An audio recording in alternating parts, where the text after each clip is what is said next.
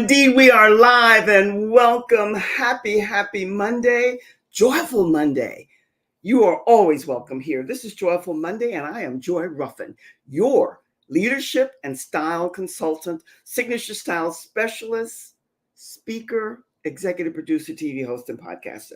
Am I always not excited? I'm always excited. And today, maybe a little bit more so than ever, because all of the news, I'm not going to talk about politics, but today we're talking about female empowerment.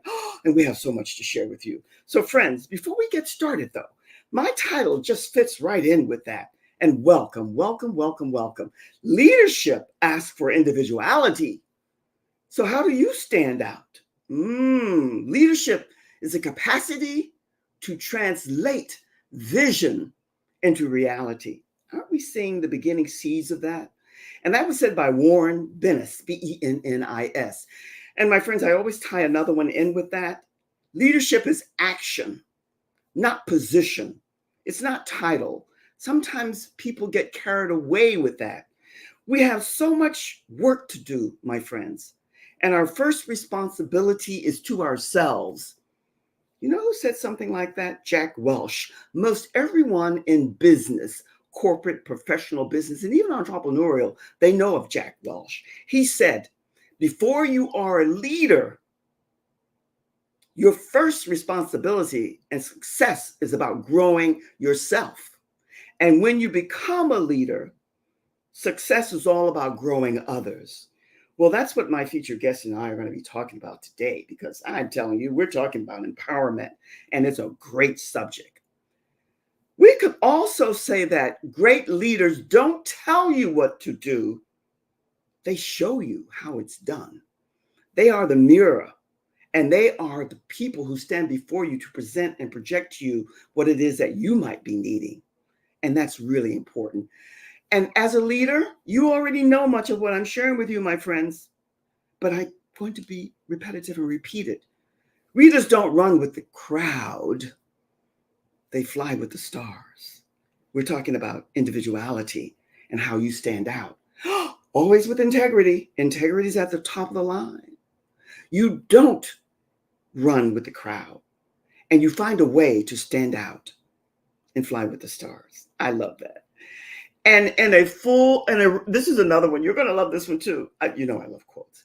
In a room full of daisies, you dare to be a rose. Stand and showcase who you are. I love that. And I don't know if you know this, but if not, here's a seed to take to heart and soul. This is what I'm going to wrap with, because I think this is so powerful. But it's not what I think, my friends. It's what you think and what resonates with you. If you want to stand out, don't be different. Be outstanding. That was said by coolandsmarts.com quotes. Because today in this casual mode, most are looking like everybody else. And nothing wrong with casual. You hear me say this every week. But find a way that stands out for you. Find your empowerment. Find out who you are at your core. And that's what we're going to be talking about today. And we're going to be talking about divine femininity, because we seek true, genuine, real equality when we talk about it here on Joyful Mondays. And my featured guests and I are really going to go deep into that somewhat. But I'm excited. I don't talk politics. I don't talk religion. I don't talk sex. I have an inkling about all of them and more. But today it's exciting for all of us, whether you are male or female, because this is a transitioning time. Whether it happens or not, the vice president now, maybe, hopefully the prayer is for some, and it's never for all, running for president. It would be our first if it happens, and that's up to us. And I'm going to leave it at that, because I don't want to get carried away with politics. It really is a monumental time. It's a time for all of us, men and women. You've heard me say over and over and over. Our programming, I'm talking to women now, conditioning, sexualizing, how we've been marginalized and objectified, it's over. But it's our decision. It's how we want to sit at the table. It's how we want to stand at the table. And it's up to us.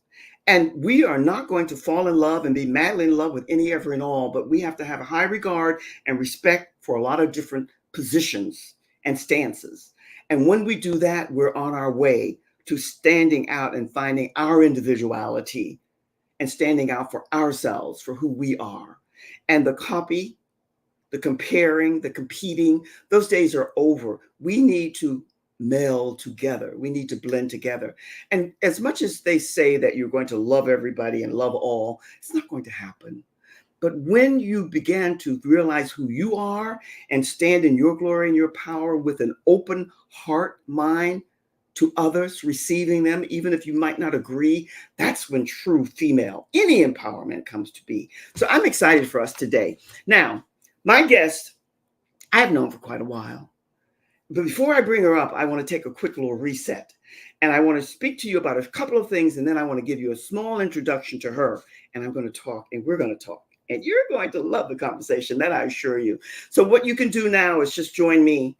If you are not a member of Leading Ladies, Leaving Legacies, well, don't I say this every week?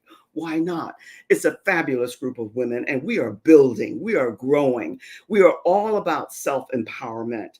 We're all about joining and connecting, collaboration, change, and all of that good stuff, because it's about your vision, your mission, and your purpose. And we want you to come aboard and join us. And that's the assignment that you have today. You know, I love homework. And you hear me say all the time, every week, it doesn't change. Know thyself. Didn't I speak to that a wee bit earlier? Human design, most everyone today, and it's always most, never all, are familiar with human design. We put together this Designing You because it's your time to go on your treasure hunt, if you've not already. And even if you have, this will give you a different perspective on it. So take a look, take a screenshot, take a snapshot, and go and find out which of the 5 you might be, and it'll give you so much in-depth information. Now, I want to just bring up my featured guest speakers. I want to show her graphic because this is what we're going to be talking about. Take a screenshot, take a snapshot. We're going to talk a little bit more about that, and we're going to bring this up towards the end. But now, my friends, I want you to get comfortable, whatever that is to you, and sit back because I'm going to tell you a little bit about my featured guest speaker today. And her name is Nancy Muller.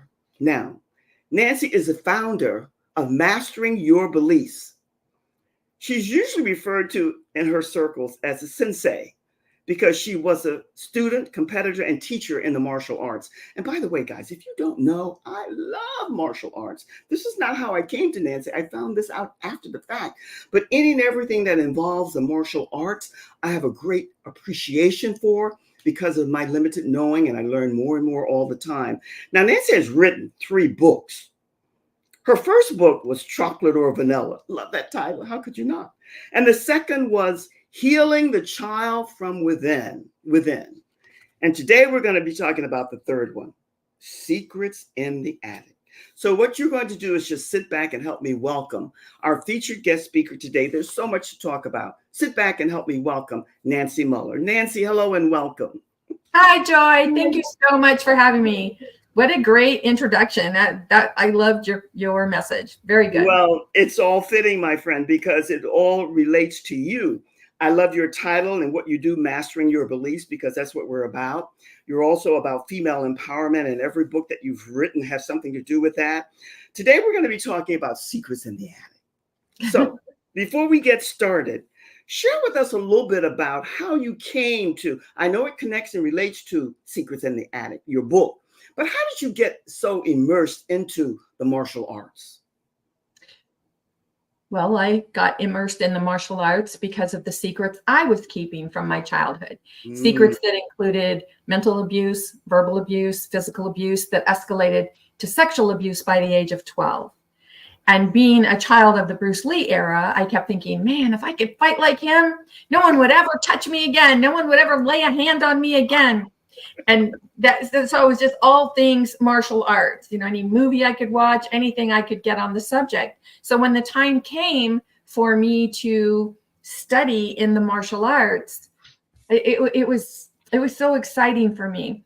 And as I competed and studied and taught, I started my own business in 1998. It was called WAVE, Women Against Violent Encounters.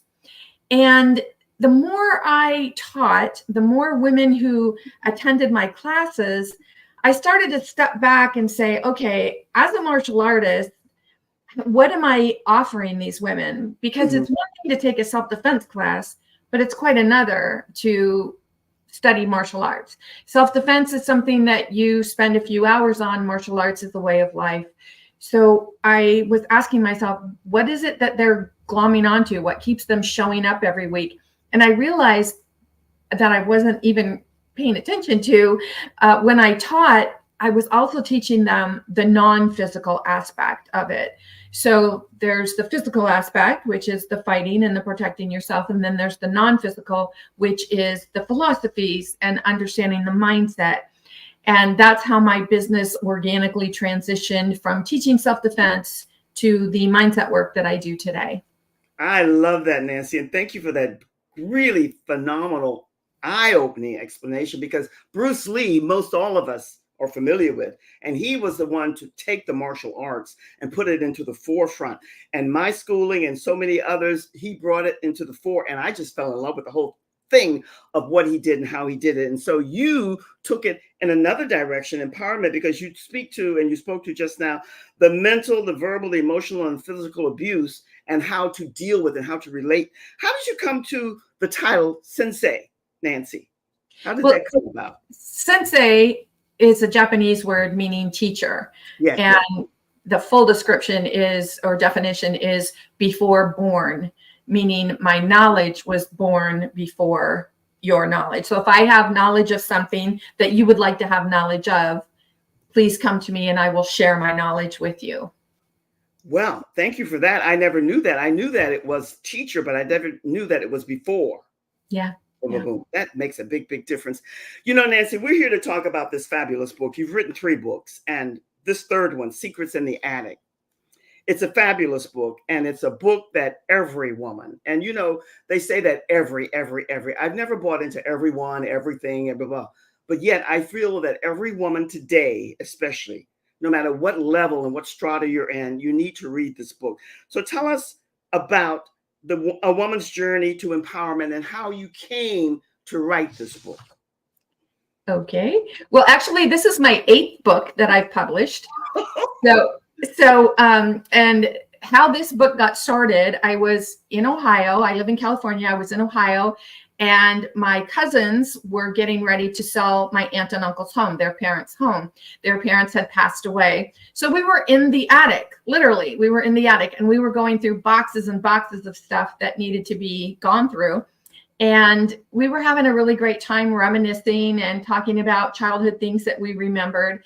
And then one of my cousins pushed a box over to me and she said, "Here, go through this one. Just make sure there's no personal information." So I took the lid off, and the first thing that I saw right there on the top of the box were letters in my mom's handwriting. So I looked at my cousins and I said, "You guys, this is my mom's handwriting. This is a letter from my mom.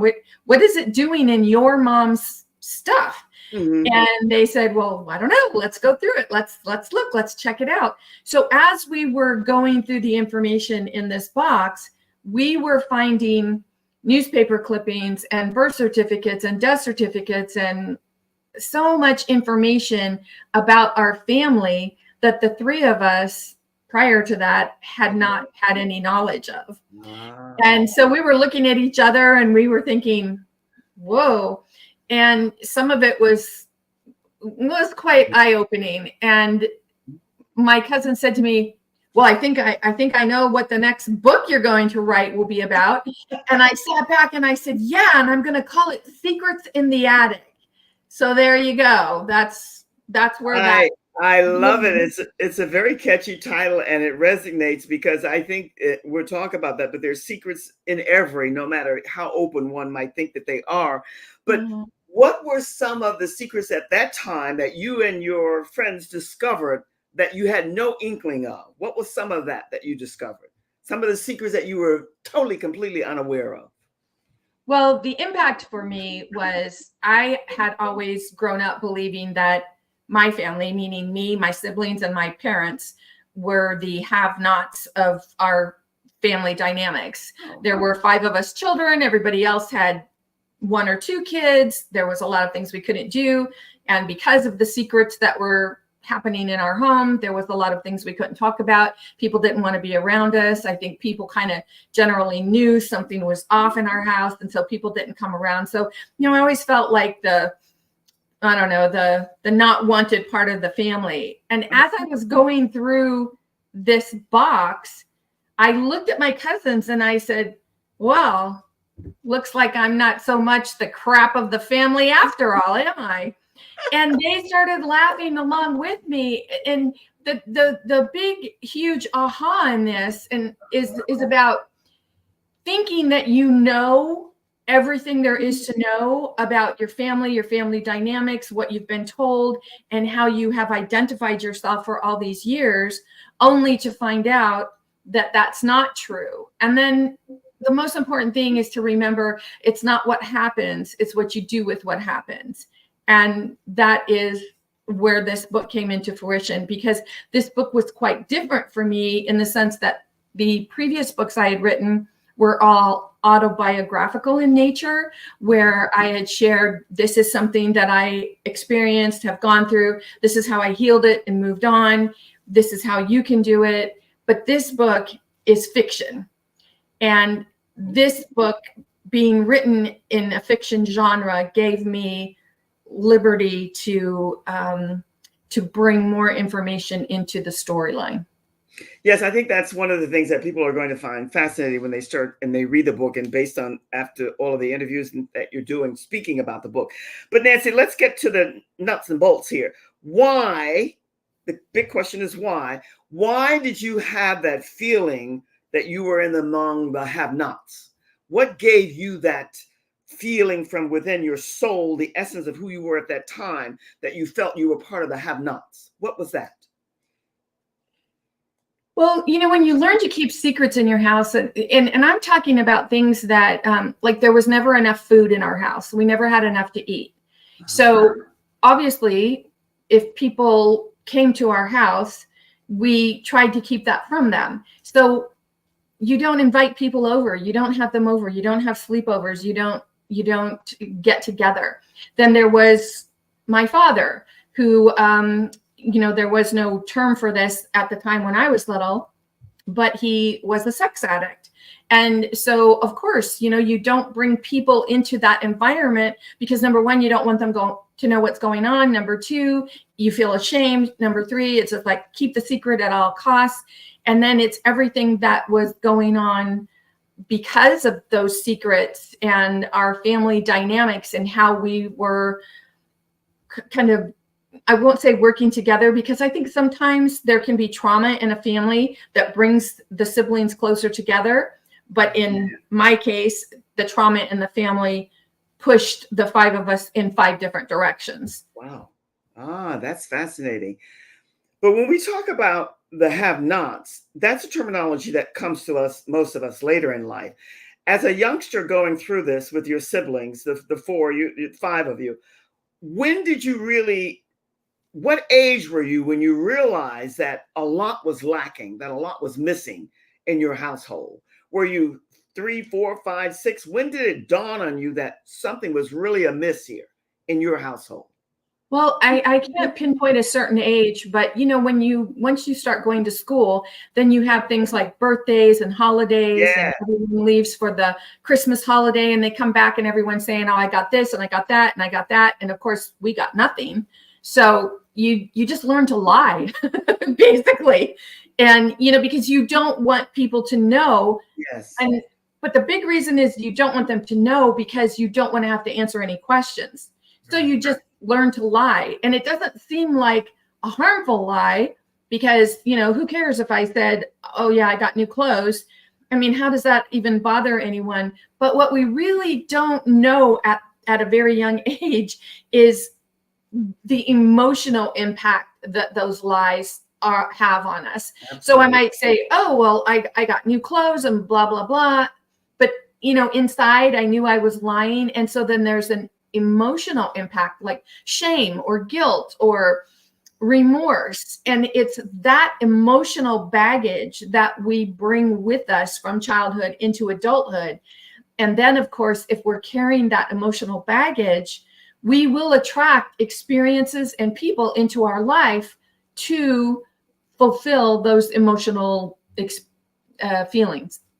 Well, that emotional baggage for any and every inner child work that one is doing, that's relevant. But I think you nailed it, Nancy, because I'm not the psychologist, and I don't think you are either, but I know from my limited knowing that most of the awakening that something is amiss and we don't have what we need or what others have is just before school or when you get into school. That's when it really hits you, the plus or the negative of whatever's going on. And that leads me to what you gave me here, the secrets that you keep and the lies that you tell yourself. How does that impound or impact what you're about now and what you have in your book, the backstory about Secrets in the Attic? Well, the foundation of the work that I do when I work with clients is about mastering your beliefs. Yes. And a belief is simply a thought you think over and over and over and over again. Mm-hmm. We have terms today like imposter syndrome, where people think, oh, no matter how many degrees or certificates they have, they're not good enough, smart enough, whatever enough. And it's that emotional baggage that holds them back. Well, when they think that, they've created a belief around it. Mm-hmm. So it's giving us the opportunity to understand that anything that's holding us back is something of the mind. Everything starts in the mind. Mm-hmm. So when you can actually step back and say, why do I believe this is true? Where did this come from? And I think that there are a lot of people who find it very difficult to believe that it could be of the mind and not truth, because it's not about truth. It's about how you see your reality, because circumstances don't matter. Only state of being matters. There's so many people who are running around trying to find ways to be happy. Oh, when I get this, I'll be happy. When I have this partner, I'll be happy. When I get this job, I'll be happy. When I have $1 million in the bank, I'll be happy. But happiness is a state of being. So it's really important to understand the difference between a circumstance and a state of being, because you can create any state of being no matter where you are. That was, I think, first really introduced to me or hit home to me. I think I was still, maybe in high school when I read Viktor Frankl's book. So, you can be in the most dire circumstances, but it's your state of being that makes a difference. Well, your state of being and the way that you express that, spot on, because your state of being, all of us have been taught that the mind is the ruler, and the more of this you get and the more understanding, but it's the heart and the mind, the soul, the heart, the emotional part of you connected to a belief of understanding. And that comes with knowing and dealing with the realities of what you're dealing with emotionally. So that's where the baggage comes in. Until you acknowledge and recognize it, you're not going to be able to get to the understanding and the belief, working with the heart and soul, that you need to rectify and clear and cleanse whatever it is that you come through. That leads me to, how do we create the beliefs around the secrets we keep? I think you spoke to it, but expound on it a wee bit more, because you're saying the reason we create beliefs around the secrets we keep would be why. You spoke to it, but take it further. Well, one of the examples would be the things I experienced with my father. Me personally, I did not understand as a child what is sex. You don't even know what that is. No, you have no clue. No. And so my father, in one of my books, I share a time when my father was really angry. We were all sitting around the dinner table, my family, and he made me strip naked in front of our family, and he beat me with a fiberglass fishing rod. And when he was done beating me, and I ran upstairs to my room and I closed the door and I got dressed, and I'm crying and I'm praying and I'm saying, please help me. Please help me. Why does this keep happening? What is wrong with me? I must be a really horrible person. How old were you, Nancy? How old were you? 6th grade, however, 5th or 6th grade. So, so the belief that I took on was there's something wrong with me, that I'm bad, that I don't listen, that and because of the things my mother and my father would say to me, like, you're arrogant, you're you're full of yourself. And so I would try to be not arrogant, and try to not be full of myself. When really, if you think about it, that what they saw as arrogance or being full of myself was the God in me. Yeah. But that is our true essence. We are the God, the creator, however anyone, sees this, the universe and source intelligence. Everyone has a different name for it, but it's that part of us, that wholeness, that essence of us that is so divine. And when we have someone who is going through their own challenges and they're using their children to fight their own demons, now they put these thoughts in their children about why they're bad or why they're not good enough. And then of course you add religious dogma on top of that. So there are many people who are only told certain things in their religious upbringing. And one of mine that I had a really difficult time with was obey thy mother and thy father. And I thought, how am I supposed to keep obeying them when they're the people that are giving me the most grief? But yet on the other hand, because it was indoctrinated into me, if you can't obey your mother and your father, that you're a really bad person. So there's always that feeling of punishment and condemnation. But Nancy, we go back to where you started, the belief of what, and the responsibility of parents. And you also speak to every woman. We all have that inner strength to be the person you want to be. But we have to get away from the dogma that's attached to maybe that upbringing that we had, of all the variables and demons that they were dealing with, meaning the parents. But the mental, the verbal, the emotional, and the physical, which leads to sometimes violence, is what I think impacts most children the most. And that's what you're dealing with. Now, you've taken this book, which is a fictional book, and you've written all these. I didn't know it was 8. I thought it was just 3 of the titles. They are great. But what do you want people to take away from this book? Because the timing for female empowerment or empowerment period for men and women is so prevalent. What is it that you want? And I want my engineer to put up your poster, and I want you to tell us a little bit more about a woman's journey to empowerment, and what is the key seed that you want people to take away from reading this book, which is packed full of, it is fiction, but it's packed full of a lot of your own experiences. Am I not true on that?